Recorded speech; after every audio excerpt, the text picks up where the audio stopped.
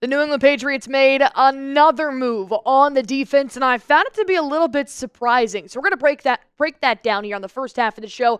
On the back half, we know the Patriots are very interested in a Joe Milton trade, but what if they traded him to the Dallas Cowboys? Is that even possible? Is that realistic? We're also going to talk about that. But if you guys are ready for the 2025 NFL season, ready to watch more Drake May highlights, go on ahead and spam Pats in the comment section down below, and let's get into it.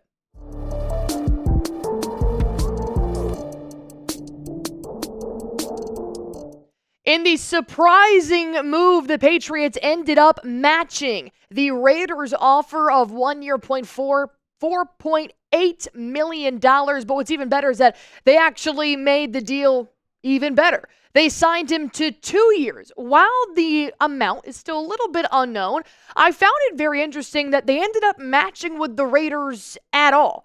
Is because we've already signed multiple linebackers. Christian Elliss obviously was a depth piece for us last year that stepped in when Jawan Bentley did get injured, and he played his butt off. He definitely made a name for himself in the Patriots locker room and on the field. But I wondered why Mike Vrabel and Elliott Wolf thought it would be the best scenario to bring Christian Elliss back when you've already made so many defensive moves. And let me tell you, the Patriots do not have an issue at the linebacker depth chart at this moment. I feel like every other signing so far in free agency has been offensive tackle, linebacker, backup quarterback, linebacker. They just kind of keep coming back to building up that middle of the field. And when you look at all the moves the Patriots have made so far, this is why it was extremely surprising to me that they pretty much snagged Elliss back from the Raiders after we already snagged their top tackler in 2024 in Robert Spillane. You sign Harold Landry as your edge. Jack Gibbons was another surprising move. Then Caleb on Chasen on your edge. And now Christian Elliss inked in for another 2 years. So you technically didn't really need to make this move because we had plenty of players to try and fill that depth chart with. But a lot of people had that question of, did we really need Elliss with Spillane and Landry and possibly Jelani Tavai, Jawan Bentley? And overall, with a guy like Christian Elliss, the answer is yes. Like I said, he made a name for himself off the field and on the field. And I really like the type of adrenaline, the type of aggression that he had in every single game. Not to mention, he had an interception last year when the Patriots couldn't take away for crap.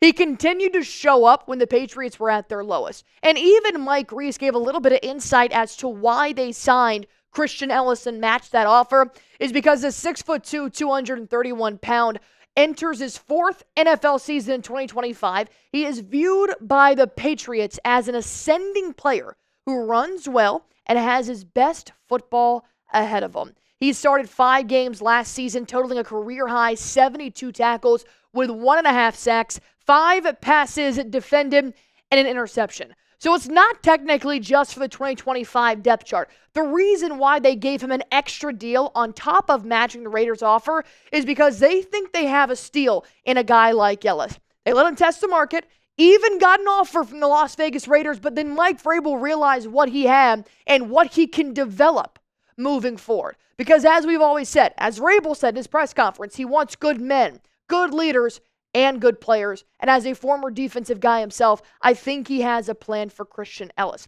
Now, I cannot say the same here about Jelani Tavai and Jawan Bentley. While I do want to see a future with these two headhunters, Jawan Bentley's a little bit iffy because obviously he missed the entire 2024 season despite playing 2 games, then getting an injury. And then Jelani Tavai had some comments about the fans towards the end of the season, so maybe Mike Vrabel doesn't want that kind of attitude. I'm not sure if they're going to extend or keep around Jelani Tavai and Jawan Bentley, or maybe this is a wave pre-June 1st, post-June 1st, but 2 names to definitely keep an eye on as our linebacker room continues to bulk up. So speaking of the linebacker room, grade it for me. A, B, C, D, or F. We're talking about Elliss, Spillane, Landry, Chason. There are so many new names, new faces, and new skills ready to be unlocked here for the Patriots. So let me know what you guys think overall of the linebacker room as a whole. You can't neglect the offense, though, even though it feels like the Patriots pretty much have throughout NFL free agency, but it's just getting started. Let's talk about Joe Milton and how there could possibly be a trade wandering around for our backup quarterback, who is now technically backup quarterback, since we did sign Josh Dobbs in a very weird move in the first day of legal tampering. Well, Jeremy Fowler actually had a pretty interesting proposition here. Joe Milton has trade interest. The Patriots are exploring a trade. I'm told several teams are interested. One team to potentially watch for is the Dallas Cowboys, because they're looking for a good backup, a young backup with upside, and they may not get it in the NFL draft. Maybe they have to get it in a trade. Number one, did anywhere in that quote say that the Dallas Cowboys are interested?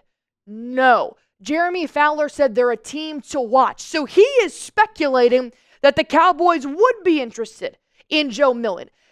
This is all fugazi. It's all fluff. This is showing me nothing that they are willing to make a trade for a backup quarterback when they have the highest paid quarterback in the NFL and the highest paid wide receiver as well, especially with Jerry Jones, who is as cheap as they come. I cannot imagine Jerry calling up the Patriots and offering what they want, or even more than what they want, which right now is a third-round draft pick for a guy like Joe Milton. Jerry can't even pay the players that he has on the roster right now, which is why I think it's a little outlandish to compare them and try and put them in the same situation of a trade with the Cowboys and Joe Milton. I think there are other teams that have shown interest. I'm not sure who those teams are, but I do think maybe the New Orleans Saints would be a better option and trade for a player like Chris Olave. But when you look at a guy like Milton, the reason why maybe the Cowboys would be interested is because he's cheap. It's because he's a backup. He's a second-year option, but he also has a lot of potential. And that's because he's got the frame. He's got the strength. They can develop him into being a good backup and a possible future quarterback after Dak is long gone. But also, Joe Milton has shown very little for what he can do in an actual NFL setting, other than the Week 18 win against the Buffalo Bills second team that was not trying and made Joe Milton look like Joe Theismann. So, obviously, he is getting some trade interest, but there isn't any just yet from the Dallas Cowboys. And we know the Patriots are looking for draft stock. They're looking for third-round picks, maybe fourth, maybe fifth, if that's the best they can get. They haven't really ever said they're going for player just yet either. So will Jerry be the team to match this? And before I tell you guys about a crazy proposed trade, let me go ahead and ask you guys this question. Should the Patriots trade Joe Milton at all? Type T for trade, type K for keep. I say T for trade. Now that we have Josh Dobbs, maybe there is something out there that the Patriots can get for Milton, and that is a player-involved trade. I'm going to talk about that in just 1 minute, but first, I do want to make sure you guys have the hottest T-shirts around as the weather is getting hotter day in and day out. If you guys want to use my link, chatsports.com/Patriots combo, that is going to get you 2 shirts for $35. They are $25 off, free shipping right now as well. You guys can get these bad boys for a total of $35. Get them while sizes last. I actually have a blue t-shirt just like this and a white long sleeve because I get chilly, but I think both t-shirts would look great. So if you guys want to go on ahead, find this link in the comment section under this video, click it. It'll take you right there. There is a website out there called Sports Illustrated, you might have heard of it, that has linked a Micah Parsons trade proposal to the Patriots in exchange for a hefty amount of draft picks and Joe Milton. And I feel like this is really pushing it. I mean, is there really nothing to talk about in the third week of free agency? Absolutely not. But here's what Sports Illustrated cooked up. And this is very obtainable. It is. It's not outlandish to the point where this is the ugliest thing I've ever seen. But it'd be Micah Parsons to the New England Patriots, and you would sign him to a 5-year, $205 million deal, which is what he is worth. Now, is that the Patriots' job to pay that? No, that's Jerry Jones. But in return, the Cowboys would get our first-round draft pick this year, second-round draft pick, and fifth-round draft pick this year. In 2026, you would get the first-round draft pick, 2027, the third-round draft pick, and Joe Milton. Now, the reason why this isn't completely outlandish is because this is what it would take to get a guy like Micah Parsons. But the reason why this is absolutely insane is that there is no way in hell the Patriots would give up that much in a rebuild of a year when you have the number 4 pick overall. You still need a wide receiver. You still need an offensive lineman. You're bulking up the defense every single day in free agency. The Patriots wouldn't offer that. I don't think so. Although that is what it would probably take to get Micah Parsons, we don't even know if he's available for a trade. My sense is they're going to go with no, because all of the reports are showing us that the Cowboys and Parsons are trying to come to a deal on an extension. And Parsons wants to stay in Dallas.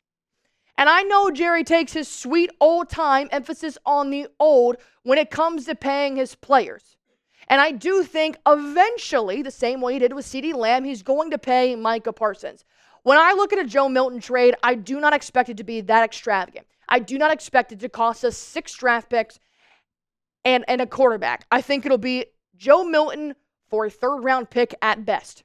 The Cowboys may still be interested, but probably just for a 5th-round pick, maybe even a 5th and a 6th. We still have the number 1 pick, the number 4 pick overall in the first draft that we do need to bulk up our offense with.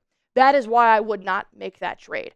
But I will let you guys answer this. Would you trade 5 draft picks for Micah Parsons right now, including first round, second round, and 5th round this year? Type Y for yes, type N for no. Let me know what you guys think in the comment section down below. If you guys made it to the end of this video, obviously you're interested in something. So if you guys haven't already, go on ahead, hit that sub button for me.